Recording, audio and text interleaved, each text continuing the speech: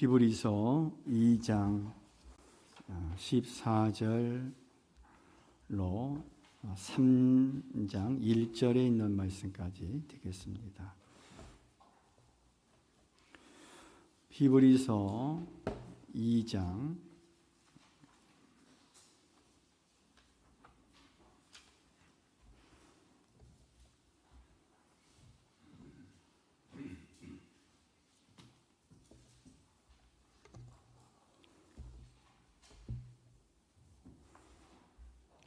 자녀들은 혈과 육에 속하였음에 그도 또한 같은 모양으로 혈과 육을 함께 지니심은 죽음을 통하여 죽음의 세력을 잡은 자 곧 마귀를 멸하시며 또 죽기를 무서워함으로 한평생 매여 종 노릇하는 모든 자들을 놓아주려 하심이니 이는 확실히 천사들을 붙들어 주려 하심이 아니요 오직 아브라함의 자손을 붙들어 주려 하심이라. 그러므로 그가 범사에 형제들과 같이 되심이 마땅하도다. 이는 하나님의 일에 자비하고 신실한 대제사장이 되어 백성의 죄를 속량하려 하심이라.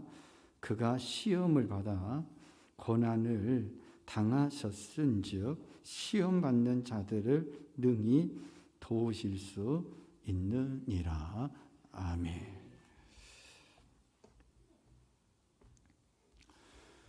(17세기) 불란서의 철학자였던 파스칼이라는 분이 지은 책 가운데 팡세라고 하는 책이 있습니다.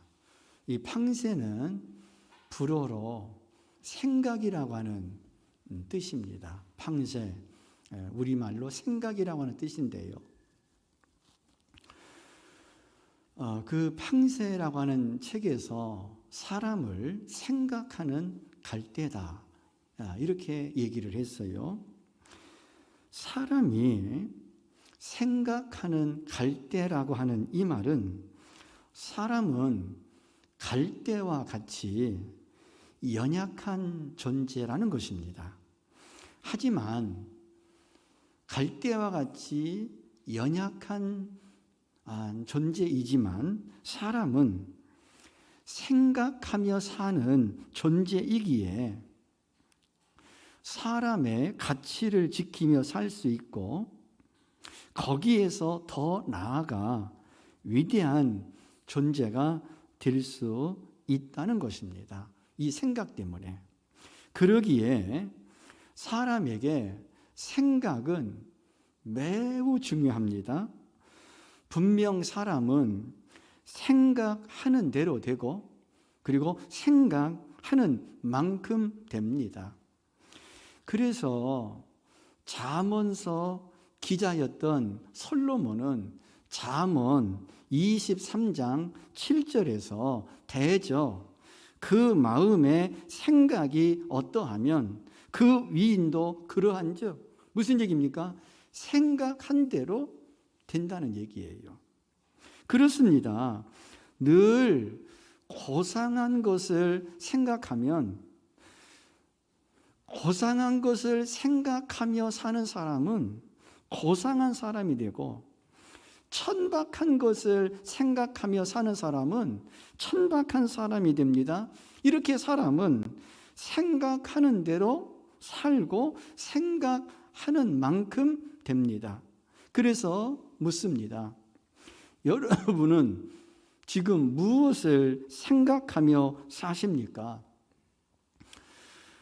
오늘 본문은 히브리서 2장 14절로 히브리서 3장 1절까지의 말씀인데 이 말씀의 결론적인 말씀이 히브리서 3장 1절 말씀입니다. 그러므로 함께 하늘에 부르심을 받은 거룩한 형제 자매들아, 우리가 믿는 도리의 사도이시며 대제사장이신 예수를 깊이 생각하라.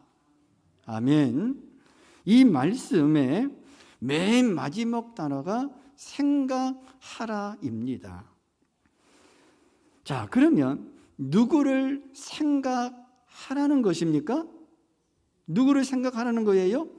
예수님을 생각하라고 했습니다. 그런데 예수님을 생각하되 어떻게 생각하라고 당부하고 있습니까?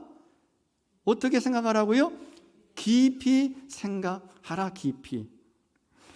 여기 깊이 생각하라는 이 용어는요, 천문학적인 용어입니다. 천문학자가 망원 렌즈를 가지고 별자리를 관찰함과 같이 천문학자가 저 망원 렌즈를 가지고 별자리를 아주 집중해서 관찰하듯이 예수님을 천문학자가 저 망원 렌즈를 가지고 별자리를 집중적으로 관찰하듯이 우리 예수님을 깊이 생각하라는 그런 의미가 깊이에요, 깊이. 왜냐하면 예수님을 깊이 생각해야 할 이유가 뭐냐면요, 히브리서 1장 3절에 나온 것과 같이 예수님은요, 하나님과 동등한 분이시기 때문에 예수님을 깊이 생각하셔야 합니다.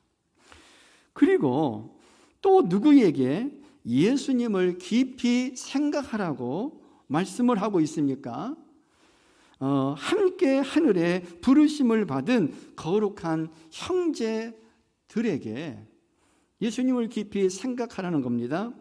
그렇습니다. 이 3장 1절의 말씀은 이미 예수님을 구주로 고백하여 하나님의 자녀들이 된, 그래서 거룩한 형제로 자매들로 불리어지는 성도들인 저와 여러분들에게 예수님을 깊이 생각하라고 권고하는 말씀입니다. 그러므로 오늘의 본문 말씀은 신앙이 없는 사람에게 주는 말씀이 아니라 이미 신앙의 길을 걷고 있는 성도들에게 주신 말씀입니다. 이 말씀은 신앙을 갖고 있다는 우리가 정말 깊이 있게 들어야 할 말씀임을 깨닫게 됩니다. 예수님은요, 마태복음 6장 21절에서 내 마음이 있는 곳에 내 보물이 있다고 말씀하고 있어요. 마음은 곧 생각입니다. 늘 생각하는 것이 바로 나의 보물입니다. 영화 반지의 제왕에 나오는 골룸이 있는데요, 골룸은요 늘 뭘 생각하냐면요, 링만 생각해요. 링이 뭐예요? 반지만 생각해요, 반지. 그래서 저 골룸은요 반지를 만지며 행복해합니다. 왜냐하면요, 저 반지가 골룸에게 있어서는 보물이기 때문에 그렇습니다. 우리의 보물이 무엇인지 아는 방법이 있습니다. 내가 무엇을 가장 많이 생각하는지를 보면 알 수 있습니다. 대부분의 사람들이 가장 많이 생각하는 것이 돈과 사랑하는 사람이라고 합니다. 어떻게 하면 돈을 더 많이 벌 수 있을까를 생각하고 돈 떨어지는 것을 걱정합니다. 날마다 사랑하는 사람을 생각합니다. 사랑하는 자식을 생각하고 걱정합니다. 그렇다면 대부분 사람들의 보물은 돈 아니면 사람입니다. 그러니 늘 그것만 생각합니다. 늘 돈과 사람만을 생각한다면 주님은 우리 관심 밖에 있는 분입니다. 우리가 입술로는 주님을 사랑한다고 고백하지만 그것은 내 입술의 고백일 뿐입니다. 나의 사랑은 돈과 사람일 뿐입니다. 그런데 우리는 두 주인을 쫓지 못합니다. 우리의 생각이 늘 돈과 사람에게 있다면, 혹 그 외의 것들에 있다면 우리는 아직 하나님을 온전히 사랑하는 게 아닙니다. 예수님이 나의 주인이 아닙니다. 예수님은 내가 필요할 때만 있으면 되는 분입니다. 무엇을 가장 많이 생각하십니까? 그게 바로 나의 보물입니다. 가장 많이 생각하는 보물이 주님이 되어야 합니다. 보물이 주님이 아닐 때 우리는 여전히 두 주인을 쫓는 사람입니다. 주님이 나의 주인이 아닐 때 우리는 여전히 세상 가운데서 목마른 인생을 살게 됩니다. 세상이 주는 물은 다시 우리로 하여금 갈증을 가져다 주기 때문입니다. 또한 주님이 나의 주인이 아닐 때 우리는 실망하고 상처받게 됩니다. 돈이나 사람이나 그 외의 것들은 절대 믿을 만한 대상이 아니기 때문입니다. 우리를 실족해 하는 것들입니다. 하나님의 은혜를 깊이 생각해야 합니다.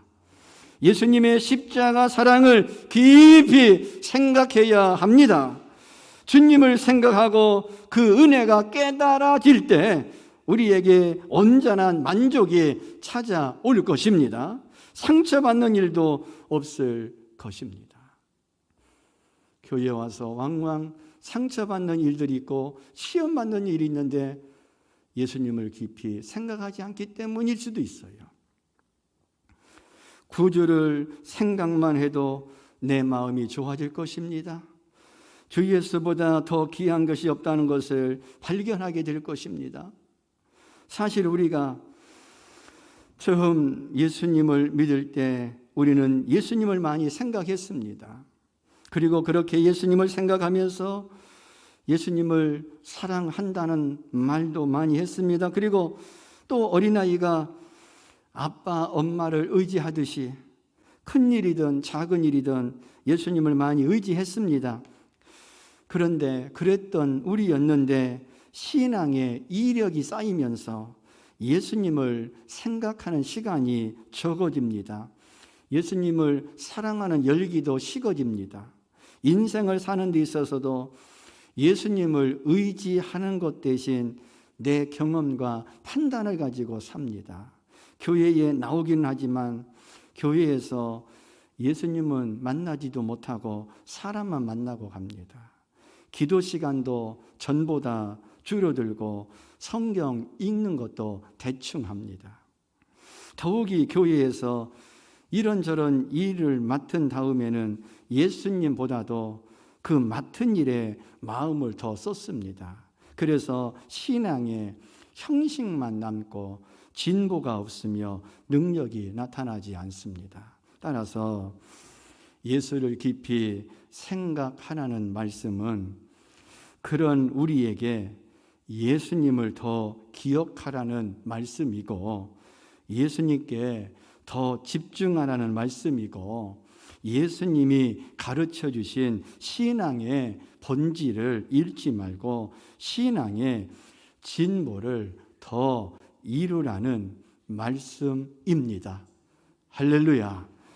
즉 신앙인이라 하면서도 형식적인 신앙생활을 하고 있는, 그리고 신앙의 진보를 보이지 못하고 있는, 그리고 무기력한 신앙인의 모습을 보이고 있는 오늘의 우리에게 성도답게 살기를 바라며 주신 말씀이 오늘 우리가 읽은 본문의 말씀입니다.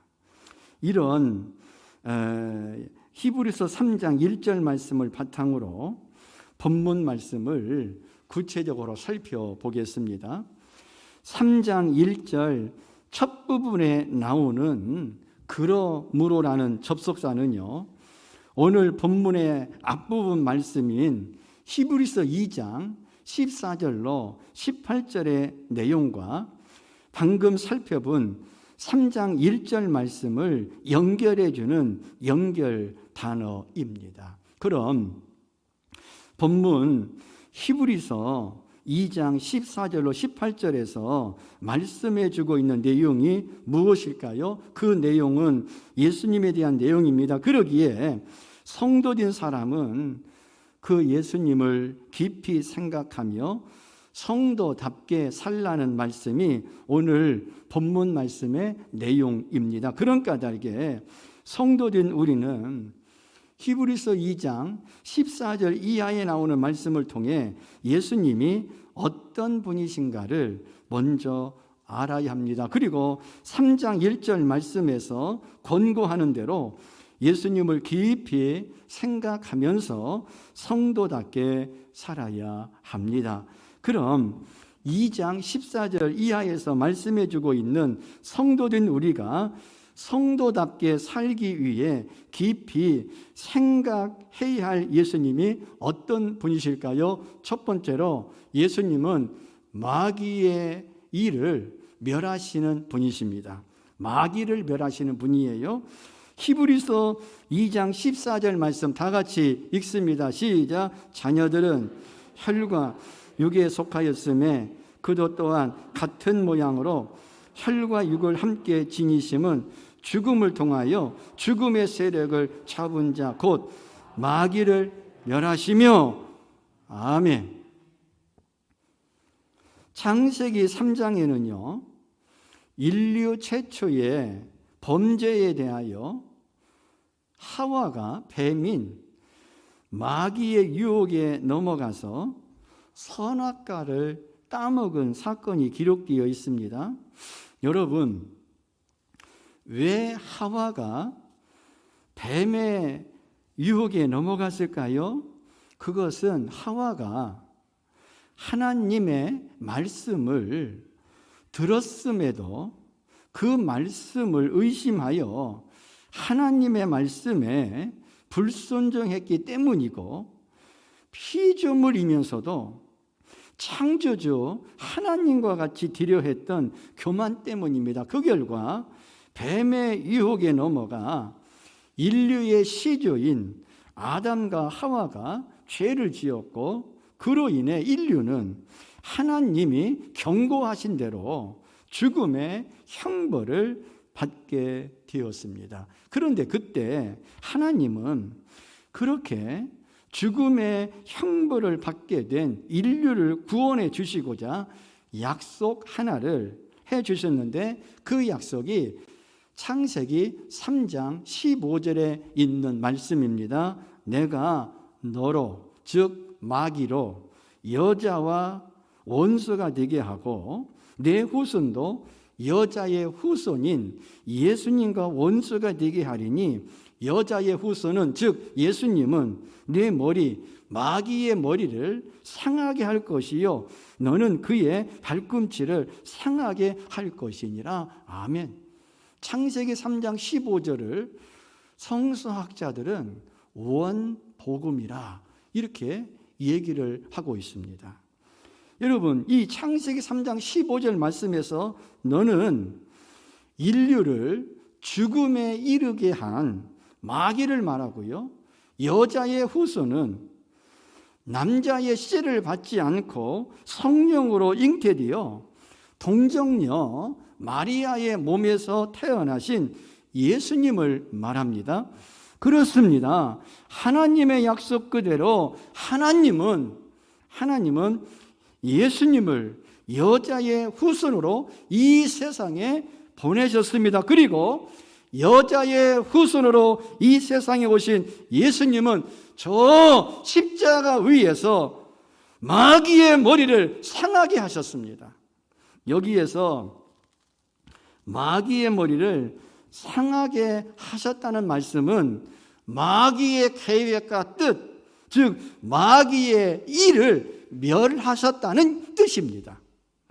이 내용이 요한일서 3장 6절에 나와 있는데요, 하나님의 아들이 나타나신 것은 마귀의 일을 멸하려 하심이라. 그 말씀 그대로 예수님은 마귀의 일을 멸하시기 위하여 이 땅에 오신 줄로 여러분 믿으시기를 바랍니다. 그렇다면 여러분, 마귀의 일이 무엇입니까? 마귀의 일은 한마디로 사람을 망하게 하고 죽이는 일입니다. 그러니까 지옥에 가게 만드는 일이에요. 그래서 아담과 하와를 망하게 했고 죽음을 겪게 했던 마귀는 이후에도 사람의 영혼을 망하게 합니다. 그리고 사람의 영과 육의 생명도 죽이고 감사도 죽이고 기쁨도 죽이고 소망도 죽입니다. 이렇게 사람을 망하게 하고 죽이는 일이 마귀의 일입니다. 그런데 그런 마귀의 일을 멸하려고 예수님이 하늘 보좌를 버리시고 이 땅에 오셔서 십자가 위에서 그 일을 행해 주신 줄로 믿으시기를 바랍니다. 그렇게 이 세상에 오신 예수님이 하늘의 능력을 가지고 마귀의 일을 멸하셨습니다. 그런데 예수님은 마귀의 일을 멸하는 그 능력을 예수님 자신에게만 국한시키지 않으시고 감사하게도 그 마귀의 일을 멸할 수 있는 능력을 예수님을 믿고 따랐던 제자들에게도 주셨어요.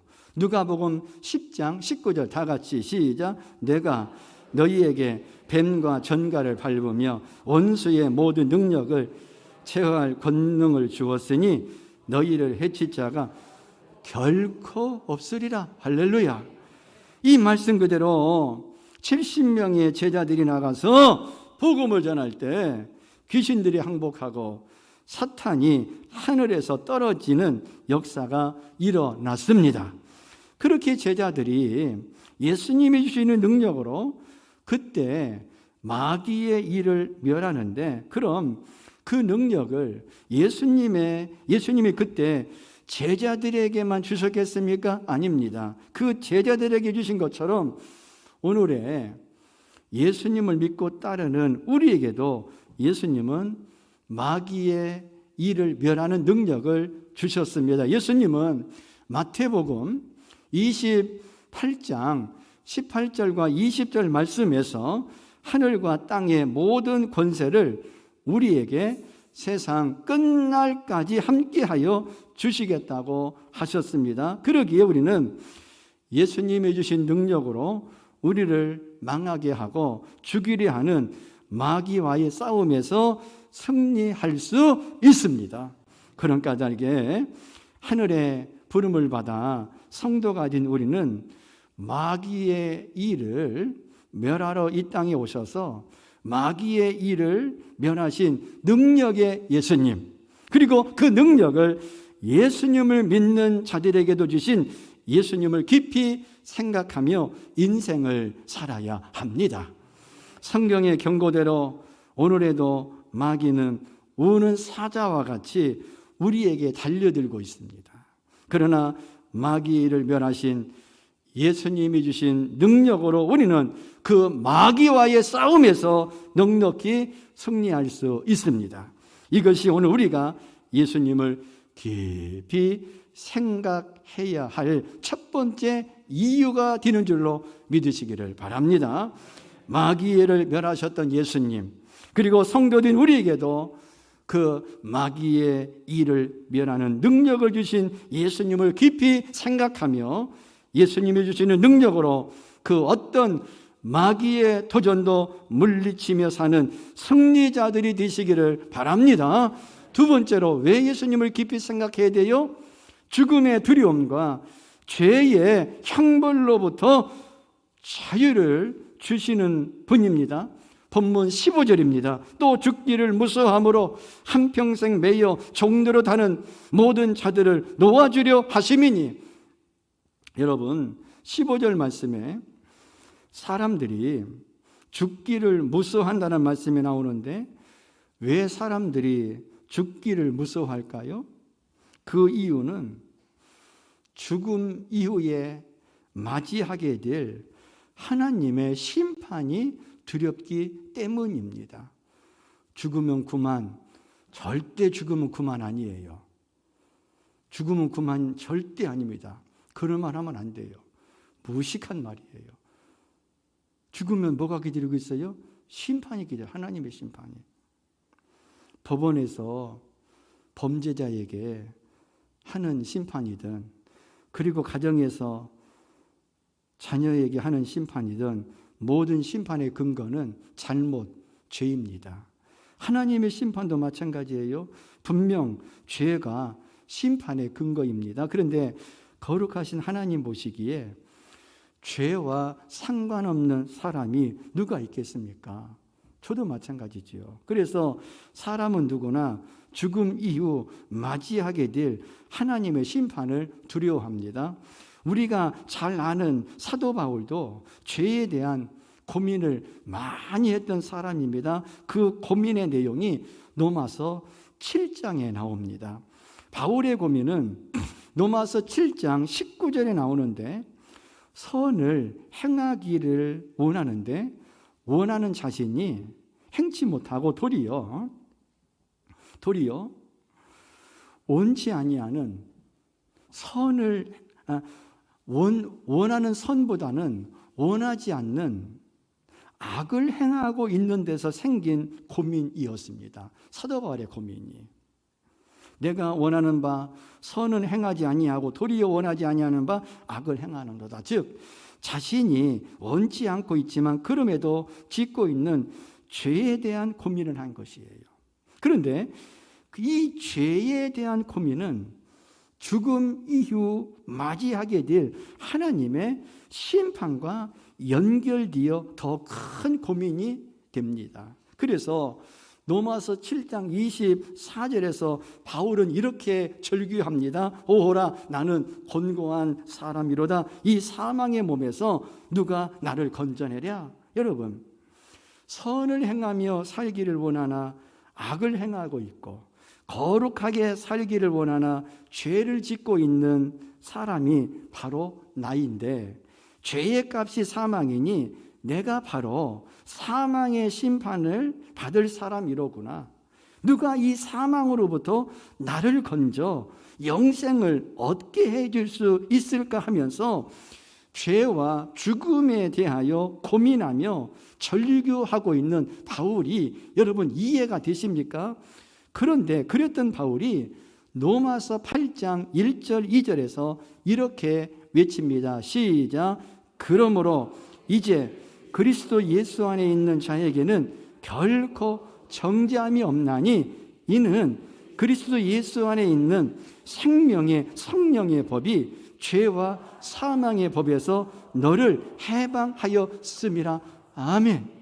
이 말씀 뒷부분에 나오는 너를 해방하였다고 할 때에 너를 나로 바꿔 읽어도 괜찮습니다. 어떤 성경 사본에 보면은 나를로 나와 있어요. 그렇습니다. 바울은 이제 자신이 죄와 사망의 문제에서 해방되었다 합니다. 그럼 바울이 어떻게 자신의 죄와 사망의 문제가 해결되었다고 합니까? 그것은 지금 같이 읽은 로마서 8장 2절에 나오는 사람에게 영생을 주시기 위해 하나님이 정해 놓으신 예수님 안에 있는 생명의 성령의 법이라고 분명히 말합니다. 좀 더 구체적으로 말씀드리자면 예수님의 십자가 대속이라는 하나님의 구원의 법을 통해 자신의 모든 죄가 해결되어 이제는 죽음의 공포에서 자유를 얻게 되었다고 고백하고 있습니다. 그렇습니다. 예수님 안에 죄와 사망의 문제가 해결됩니다. 이것이 하나님의 법입니다. 그래서 예수님은 요한복음 11장 25, 26절에서 이렇게 말씀하십니다. 나는 부활이요 생명이니 나를 믿는 자는 죽어도 살겠고 무릇 살아서 나를 믿는 자는 영원히 죽지 아니하리니 이것을 네가 믿느냐? 예수님의 말씀 그대로 예수님 안에 죄사함의 은혜가 있고 영생의 은혜가 있습니다. 그러기에 우리는 죽음 앞에서 예수님을 깊이 생각해야 합니다. 그것이 죽음 앞에서도 천국을 확신하며 평안을 누릴 수 있는 비결이고, 죽음 이후 하나님의 심판대 앞에서 나는 십자가의 은혜로 죄사함을 받은 의인이라고 외칠 수 있는 비결입니다. 죄의 형벌과 죽음의 두려움으로부터 자유를 주시는 예수님을 깊이 생각하여 죄와 죽음에서 자유하며 사는 분들 되시기를 바라겠습니다. 세 번째로는 우리를 붙들어 주시고 도와주시는 분이시기 때문에 예수님을 깊이 생각하셔야 돼요. 히브리서 2장 16절 17절에 보면 예수님이 아브라함의 자손을 붙들어 주시려고, 원어에 보니까 붙들어 주신다는 얘기는 도와주시려고 인간의 모습으로 예수님이 이 땅에 오셨다는 거예요. 그러면 여러분, 예수님이 붙들어 주시고 즉 도와주시는 아브라함의 자손은 누구일까요? 아브라함의 후손인 유대인, 지금 저 이스라엘 나라에서 살고 있는 유대인들이 아브라함의 자손일까요? 아닙니다. 갈라디아 3장 7절 말씀에 보면 믿음으로 말미암는 자들은 다 아브라함의 자손이라고 분명히 말씀하고 있습니다. 그러니까 예수 믿는 모든 그리스도인은 인종을 초월하여 모두 아브라함의 자손입니다. 즉 예수님을 구원의 주로 믿은 성도가 예수님이 붙들어 주시는, 즉 도와주시는 아브라함의 자손인 줄로 믿으시기를 바랍니다. 분명 말씀에 나오는 그대로 예수님은 성도인 저와 여러분을 붙들어 주시고 도와주시기 위해서 하나님이심에도 사람이 되신 분이신 줄로 여러분 믿으시기를 바랍니다. 또한 히브리서 2장 18절에 보면 예수님은요, 연약하여 이런저런 시험을 받으며 인생을 사는 우리를 능히 도우시기 위해 시험을 친히 받아 고난을 당하셨습니다. 그가 시험을 받아 고난을 당하셨은즉 시험받는 자들을 능히 도우실 수 있느니라. 그렇다면 예수님이 연약하여 이런저런 시험을 받는 우리를 도우시기 위해 무슨 그동안 예수님이 시험을 받으셨고 어떤 고난을 당하셨을까요? 예수님은요, 영광스러운 하늘 보좌에서 낮고 찬한 이 땅에 오셨습니다. 그런데 이 땅에 오셔서 태어나실 때 누우실 방이 없어서 마구간에 태어나셨습니다. 그리고 태어나신 후에도 헤롯의 칼날을 피해 애굽으로 피난을 가셔야만 했습니다. 그리고 성장하실 때에도 가난한 목수의 가정에서 성장하셨습니다. 그리고 공생의 사역을 시작하시면서 마귀의 유혹도 받으셨고, 이후 사역 기간에는 힘 있는 제사장들이나 서기관들을 비롯한 유대 기득권자들에게 멸시와 천대를 예수님이 받으셨어요. 그리고 3년씩이나 함께 거하며 가르치신 제자들로부터 기가 막힌 배신도 당하셨습니다. 그리고 아무 죄가 없으심에도 로마 권력에 의하여 당시 가장 악랄한 사형 방법인 십자가에 달리셨고, 그 십자가 위에서 또 마귀의 유혹도 받으셨으며 결국 사형을 당하셨습니다.